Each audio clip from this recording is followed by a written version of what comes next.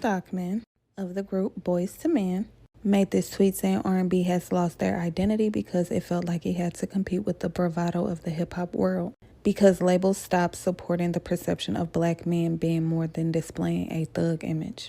But he backed it up saying he's not saying there aren't any great singers out here.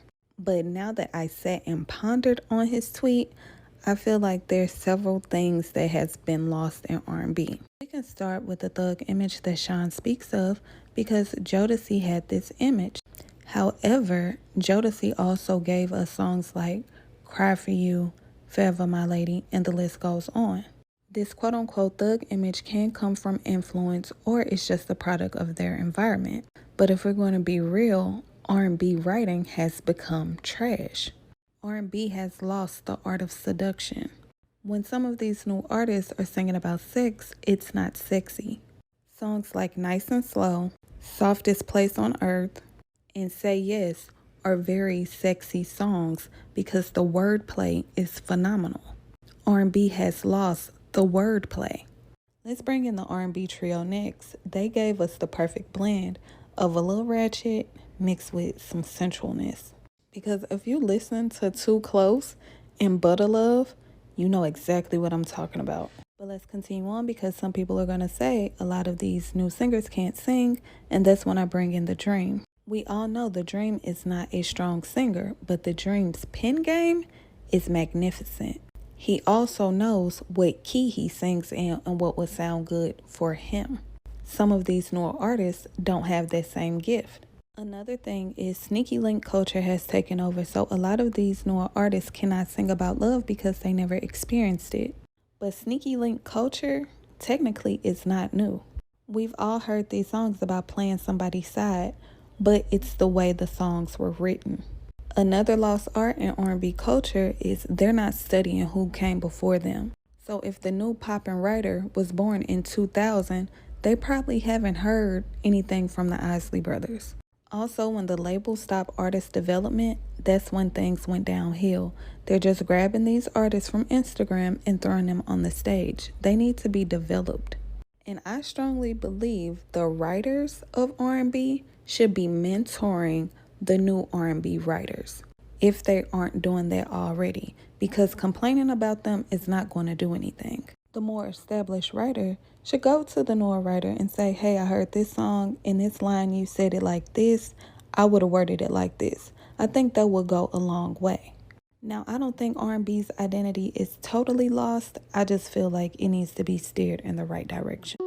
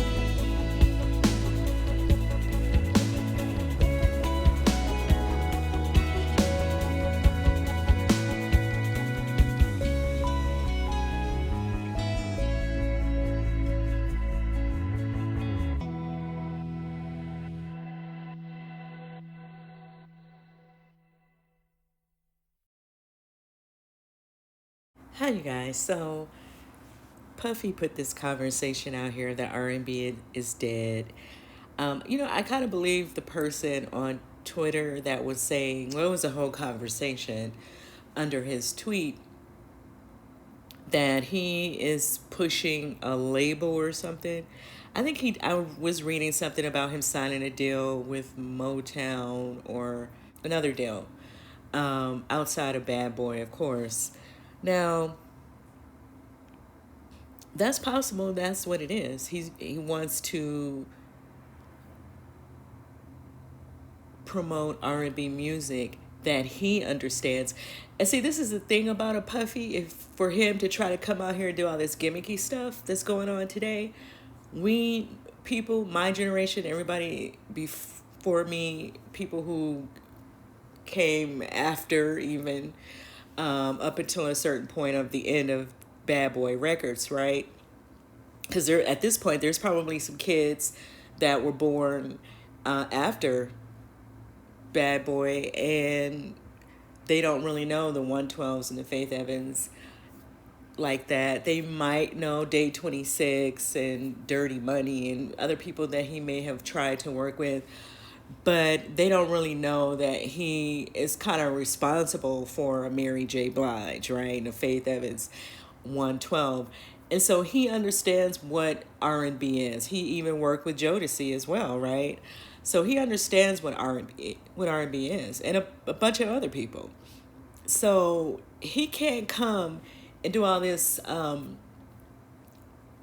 bubblegum, gimmicky, just put your booty in the camera type stuff and not think that people like myself and other people are going to say a whole bunch of stuff about it, because we are.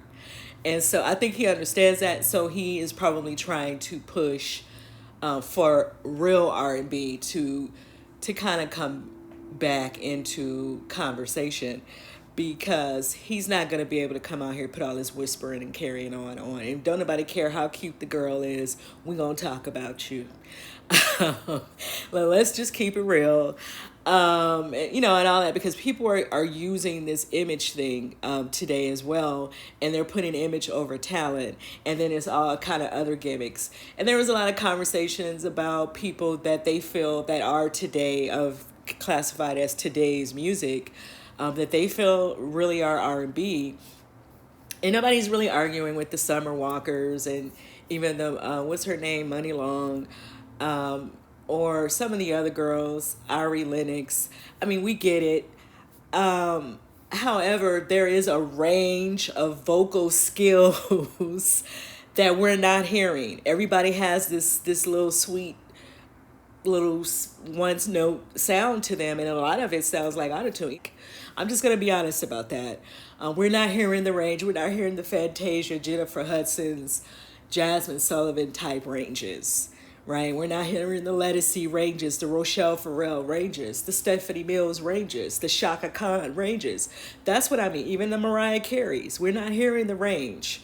Even the Celine Dion, since people, for y'all try to make this about race, even the Celine Dion's or the Michael McDonald's or the Tina Marie's, okay? We're not hearing that range.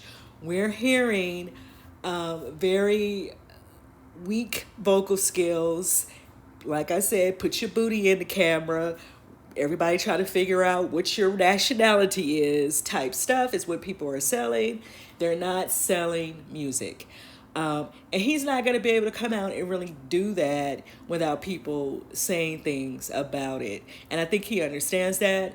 Plus, he grew up on real music, and he probably has a affection for it. I wouldn't doubt that, because we, like my generation, he is my generation. We grew up, music was a part of our stories, our childhood stories. Like, when you think about going skating or even just being outside, hanging out outside, I understand kids after us could not really hang out outside like we were outside. We was outside. We was outside till the street lights came on, for real, for real. And so, kids don't really understand it. And the kids is outside now, they outside doing they just outside about to go to jail. Like, we're not going to get into that conversation. I'm talking about when being a kid was cool, okay? Music was a part of that. Like, we were skating to music. You at the beach, you went up and down the beach. Music, it was all around you. And so, yeah, he probably really has an affection for real music. I don't doubt that. And I don't think that he's going to be able to pull off, try to push the whispering and all of that. So he's probably wanting to bring back the real sound of R&B. And all this nonsense about people evolving stuff, you're not evolving anything. R&B is a genre of music. It is supposed to incorporate soul, okay? All soul music, all black music started from gospel, from blues, from jazz. So you cannot sit here and tell us you're evolving nothing. You're not evolving anything.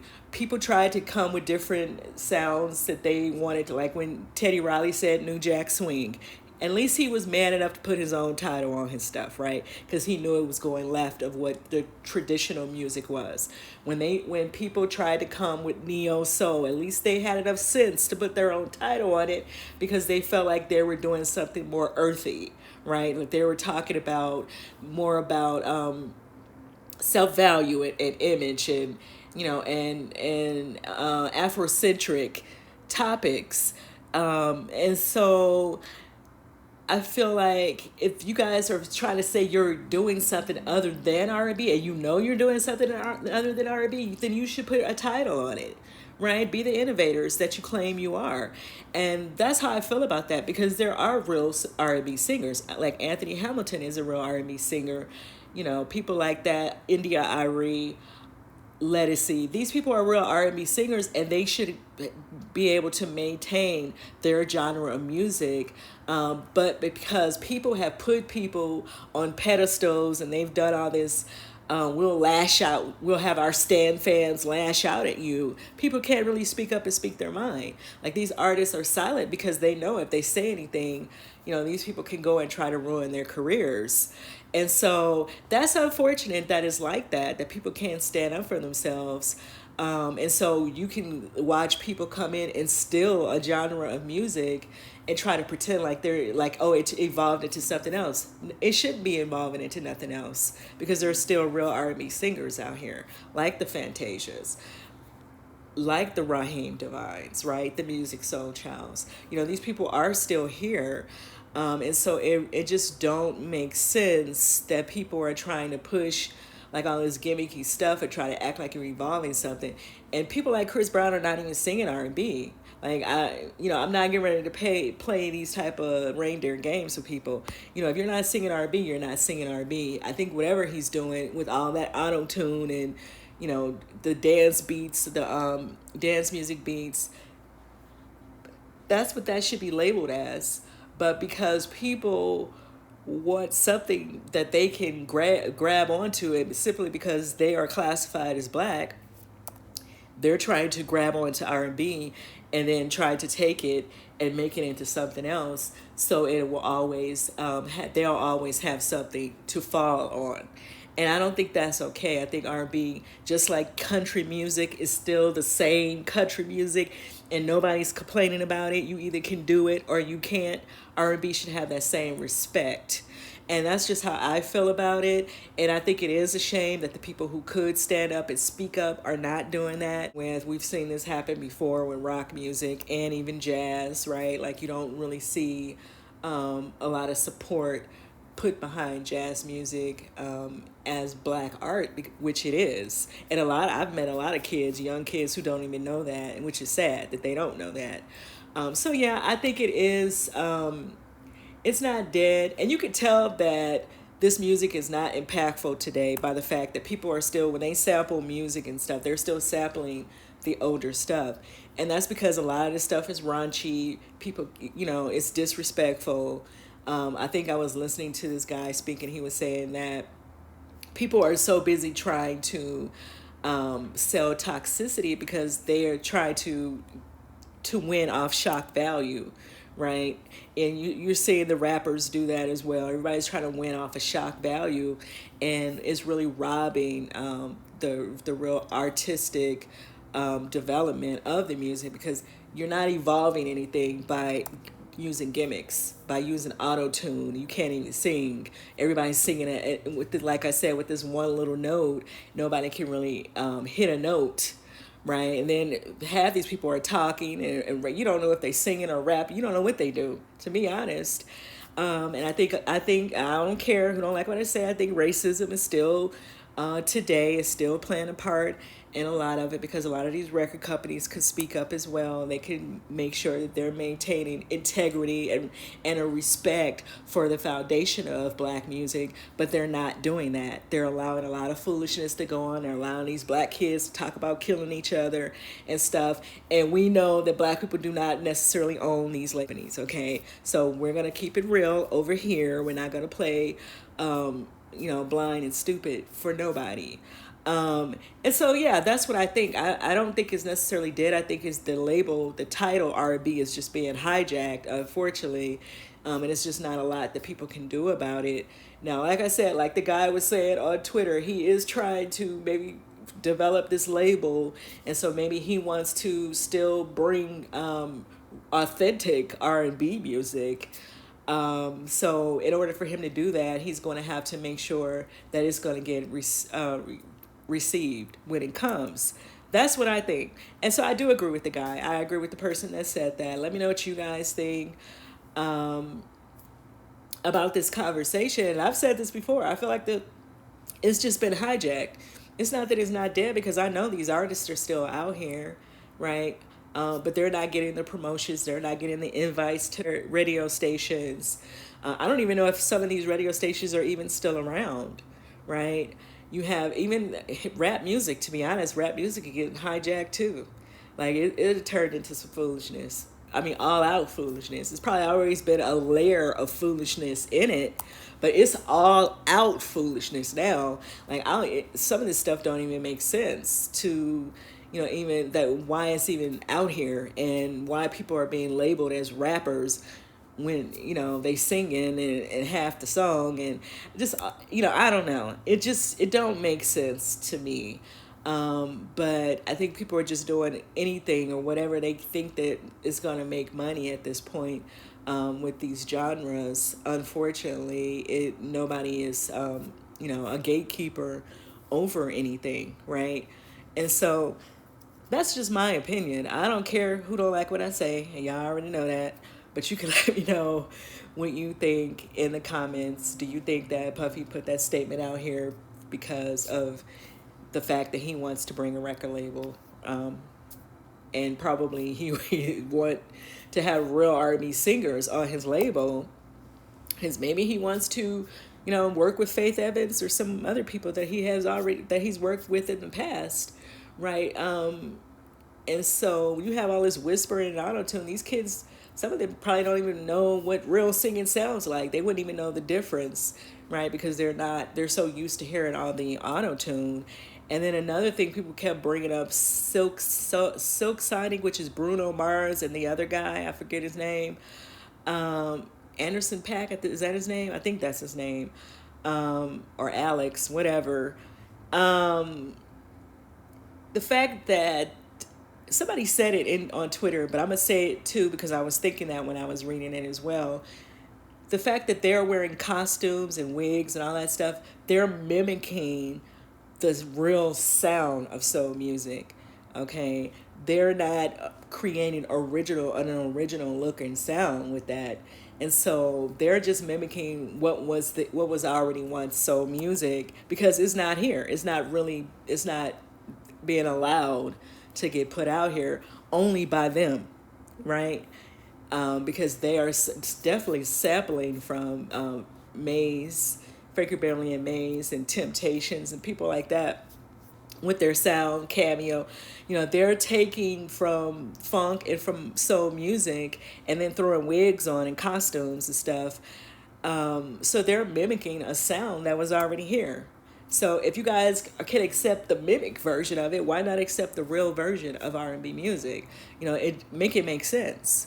So, and maybe it has something to do with, like I said, with the race thing, because Bruno Mars looks racially ambiguous. I don't know what he is. And then the other guy is doing whatever. And so I think that is playing a part of it. It's all about who people want to accept. They don't want black folk in their own genre of music. And I think black people have to step up and say, we don't care what you want. If it works for us, it could stay among us, right? The fact that people want to take the label and move it somewhere else is where the problem comes in, and you have to question why that is. I think that you don't have to be into what we're into. I've never concerned myself about what nobody else is into. And I don't think other groups of people who have certain music that's theirs concern themselves about whoever else is listening to them, about if you're not listening to their music or not. So why do black people have to have this whole thing when we have to concern ourselves who else is listening to us? It's that part for me. And I said what I said. Let me know what you guys think, and I'll see you in the next video.